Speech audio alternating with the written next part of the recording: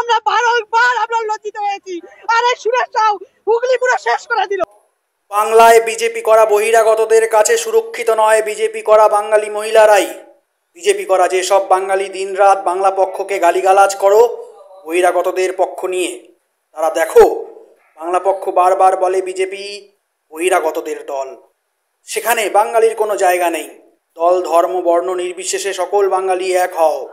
জয় বাংলা। আমরা বারবার চোখে থেকে আমাদের জল পড়েছে। কি নাম?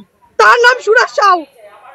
এই যে আমাদের নেত্রী, আমরা এই বৈলবচ্চ করতে আমরা বারবার আমরা লজ্জিত হয়েছি। আরে সুরেশ সাউ হুগলি পুরো শেষ করে দিল। সুরেশ সাউ হুগলি পুরো শেষ করে দিল বিজেপির। আমরা বিজেপি করছি বুক টুকে, রোদে পুরে জলে পুরে সংসার ফেলে, আর আজকে আমাদের চোখে জল ফেলতে হচ্ছে।